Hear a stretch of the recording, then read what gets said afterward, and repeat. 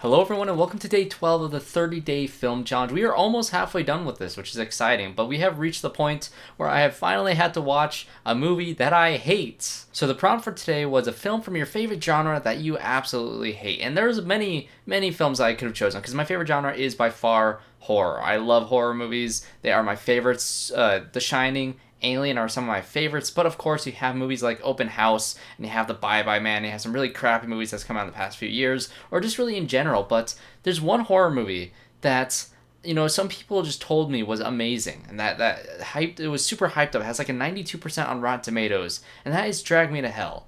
I hate this movie. Now, I'm a big fan of Sam Raimi. The Evil Dead movies are great. All of them are great. I love them, especially the first one. I'm a bigger fan of the first one. I know a lot of people like The Evil Dead 2 the most, but The Evil Dead, the original one, is my favorite because that's the one that really tries to be a horror movie, whereas the others try to kind of dip their toes into comedy, and some of them are straight up comedies. This movie really confuses me because it feels like a B-movie comedy that is just really, really funny. But I think on IMDb it calls it a horror thriller, and there's no comedy. It's not supposed. I don't think this movie's supposed to be funny at all, but it has me dying laughing. I'm going to be talking about spoilers for this movie because there's some parts that I really want to talk about. So if you have not seen Drag Me to Hell and you don't want me to completely ruin it for you, don't watch this video. But let's just dive right into this because I find this movie to be extremely funny. So let's just get into this and let's talk about the plot of this movie, which I will say right off the bat, I'm going to say some positives about this movie first. I think the story and the idea of this curse is pretty good. I think the reason for this curse starting is really dumb. So what is this movie about? So it's about this couple, or really it's about this woman who works at a bank, and she accepts loans, or she pushes loans through, or she denies them, and she's going for a promotion at her job. And so the boss says that you need to make some tough decisions. So this old woman, this old creepy witch lady comes in, and she asks for an extension of her loan on her house, and of course she is denied, and she kind of goes insane, and she starts like pulling her hair out, and it's really bizarre, and she like attacks her for some reason in the garage, which I guess sure. But the problem with this is, like, yeah, you're trying to get a loan for your house. You've already got it 2 times by now, and yes, you're sick and you're elderly, but part of me understands why this loan had to be denied, and like that's just life. And so the fact that this woman puts this giant curse on her makes, like, I mean, there could have been a bigger reason for our main character to be, dragged to hell. Like, there needs to be a good reason for that. And I think because of the ending of this movie, really, that really should have been a good reason for this whole curse to have started, because this reason is just kind of weak. This curse needs to have some reason to be there, especially with the ending that they chose, the fact that she is dragged to hell by the end, where the button is still there and she gets really brutally dragged to the ground in the train tracks. I think there should have been a reason for us to really be like, okay, I think she kind of deserved that. And if you have that conflicting thoughts in your audience members, I think that could really be something different. That isn't just the most cliched movie, because this movie is the most cliched movie ever. There's, of course, the boyfriend character who denies everything and is struggling to believe anything that she's saying throughout the entire movie. And I'm saying the entire movie. He never once believes her. Yes, he kind of says, okay, I'll pay this one guy to do a seance for $10,000 because apparently it costs $10,000 for a seance. I guess maybe the goat cost $10,000. I don't know. But that's all he does. He's the worst boyfriend character ever. And I started taking notes for this movie. Usually I don't take too many notes. Usually I have things that I have in my mind that I want to talk about. But usually I don't write notes. My first note is that the boyfriend sucks. That's the first thing I have written down. I'm not even kidding. That's my first note. And it's just, God, he's the worst character. Justin Long's a good actor. I think he's really funny. And he has 1 or 2 funny lines in this movie. But for the most part, this whole relationship and the chemistry between our 2 leads is just not there. And at this point, I really started making a lot of notes because this is where it really starts getting funny. There's a scene with the fly that is just so funny. She's having like a nightmare sequence where a fly is like crawling on her face, and then it goes up her nose and out the other nostril, and then it crawls into her mouth and she like swallows it. And then she goes to her job the next day, and here's the fly flying in her stomach. And you just can't make this stuff up. And then when she goes to dinner with Justin Long's parents, and then she coughs up the fly. Are you kidding me? It's amazing. This whole fly subplot is the greatest thing in this movie. And it's not that all the scare sequences are bad, because there's a lot of jump scares like like that dream sequence that is just kind of there. There's a parts where it's really good. This movie, I will say, Sam Raimi is a great director, and what he does with shadows in this movie is excellent. There's one scene where she's standing in her room, and there's a light shining from underneath the door, and there's like arms reaching for her, and it tries to grab her, and it almost does for a second, and then she gets flipped upside down and thrown across the room, kind of like Friday the 13th, or not Friday the 13th, like Nightmare on Elm Street, and it's awesome. It's a really good sequence, and it's actually kind of intense. But right before the hands start reaching for her, she like looks at her phone and the battery's drained, and the old lady pops up on the phone for a random jump scare. It's like, why are you... And the fact that the boyfriend doesn't answer the phone is also kind of hilarious, because he's the worst boyfriend ever. So you have these two really bad, crappy things in this awesome sequence that kind of just ruin it for me. And I will say, Alison Lohman isn't terrible in this movie. I think she has some good scenes. She's a good screamer. I think Sam Raimi is great at finding good screamers. But at the same time, she kind of reminds me of that girl from Ouija Origin of Evil, when the daughter's sneaking out to her friend's house and they start playing the Ouija game, and she's just, every time something happens, she's like, oh my god. it's really funny. She does that like 3 times in this movie, and it's like, it's supposed to be funny in Ouija, but in this movie it's supposed to be so deadly serious. And maybe it's because I just watched Ouija a couple days ago, but I don't know, I just found her being scared, her like all her gasp really funny.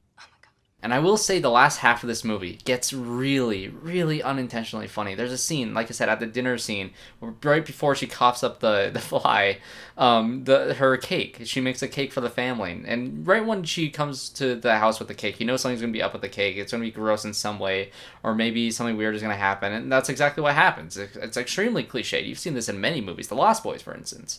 But you've seen this entire thing in many movies before. But it's done so hilariously bad here, because she's like eating the cake, and then she starts like digging in it, and the sound design is really gross, and then like an eye pops out of the cake, and then she goes to stab it, and she like screams and stabs it. And I don't know how nobody else in the room noticed her screaming, because like I think the boyfriend noticed her screaming, but the parents didn't, which is odd. And the eyeball starts bleeding out of the cake, and then the cake swallows the fork. And like I said, you can't make this stuff up. It's really bad. But then the cake swallows the fork up, and then she freaks out and throws a glass at the door because she starts hearing more things. And then the parents notice her, which I don't understand why they didn't notice her viciously stab her cake with the fork. I don't know. This movie. But I really want to talk about the seance scene. The seance scene is incredible. First of all, it cost $10,000 to go into the seance to begin with. And maybe they had to buy the goat. Like I mentioned that earlier. Maybe the $10,000 was because of the cost of the goat that they have to sacrifice. Which I will say, the opening scene tying everything together with this, I wish this movie was honestly about that medium who witnessed this boy get dragged into hell at the beginning of the movie. I wish it followed her character and her really trying to, maybe she does something bad to be cursed so she can get at this spirit and get revenge for it. And maybe she has to do something terrible in order to do that, and maybe that's difficult for her, and maybe there's some personal thing. Maybe you don't find out that she did something terrible on purpose until the end of the movie, and you find out, oh, that is the same woman that just really wanted revenge. And so then you have a reason to really kind of accept the fact that she gets taken at the end of the movie, unlike our main character Christine. And maybe that could have been a cool movie, but maybe they're just scared of having a Mexican character, and they just instead made just a normal white cast with a white woman. Like, I guess, maybe. But anyways, it's a huge tangent. Let's get to the seance scene. It's so funny, because once she calls the spirit, and then she gets possessed by it, and she talks really funny, and it's hilariously bad. And then she goes to touch the goat, and then the voice is transferred into the goat, and the goat starts talking. It's so funny, and oh my gosh, the puppet work is incredible. And then the goat bites the other dude in the room, which is never explained why this other dude is in the room, but the goat bites this guy, and he starts floating in the air, and just, oh my gosh, it's so funny. It looks so bad, and it's never scary. That's the problem. These scenes are never scary. Like, the dude starts dancing over a fire at one point. Like, seriously, what in the world is going? He throws up the cat. Like, earlier in the movie, she had to sacrifice the cat, which it's kind of funny because she says she's a vegetarian, and then the next scene she's told that she has to sacrifice an animal, and the very next scene, like, this is a span of 5 minutes, okay? The very next scene, she brutally murders her baby cat. Like, what in the world? But then the dude at the end of the movie, when he's floating doing all these weird things, he throws up the cat.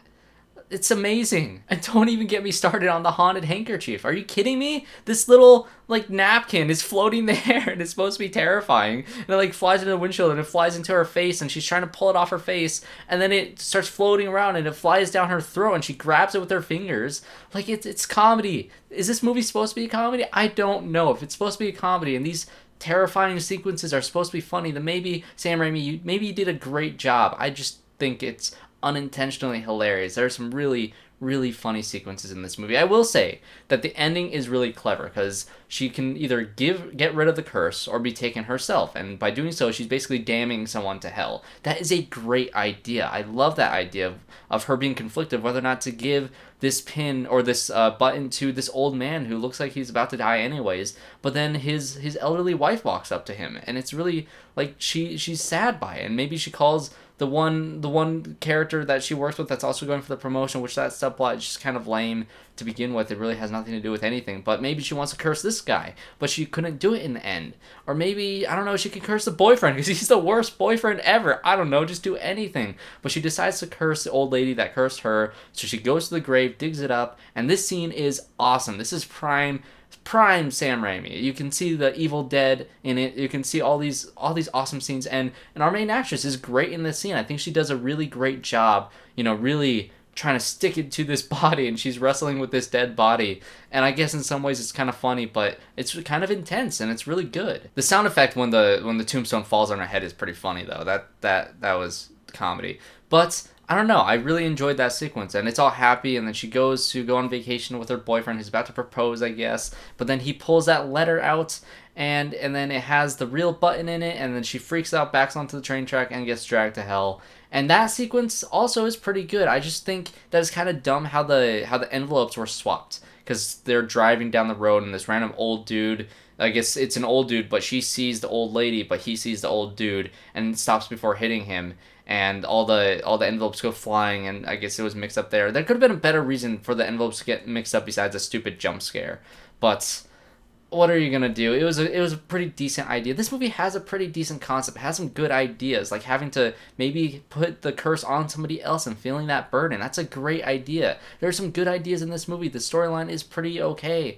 But the problem is the script is so incredibly dumb that it just ruins the entire movie. And the scare sequences are not scary at all. Jump scares fail completely. But the sequences that are supposed to be really terrifying are just ruined by the bogged down script and by the unintentionally hilarious scenes of her just dealing with the most ridiculous ghost things that are floating, or the dude that's throwing up a cat, or the handkerchief that's just floating around, or the old lady like trying to kiss her with, or like bite her without her teeth.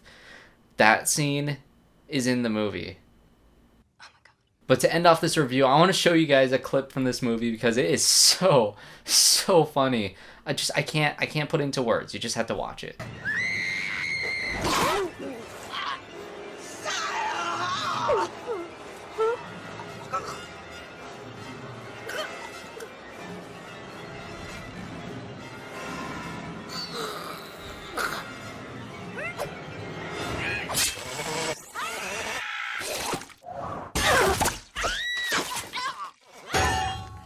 So that is my review for Drag Me to Hell. This one was fun to talk about. When you review a movie, either the really excellent, great movies are easy to talk about because there's a lot for you to dig into, or the really, truly atrocious movies are fun to talk about because there's a lot to just trash. And when you just have an okay movie or just a good movie, you don't really have as much to say about it. So that is my review for Drag Me to Hell. If you guys like this movie, I'm sorry, I just completely trashed it. This is the second time I've watched it, and I hated it even more this time. So unfortunately, this movie's not for me, even though I love Sam Raimi. So thanks guys for watching this video. Subscribe to see more of the 30-day film challenge. So I'll have a brand new video out tomorrow. I'm not sure quite what the prompt is, but I'll watch the movie tonight and have the video out tomorrow. So leave a like, comment below what you guys think of your movie for this prompt, and I'm curious to hear your guys' thoughts. So comment below, leave a like, do all the things, and I hope to see you all in my next one.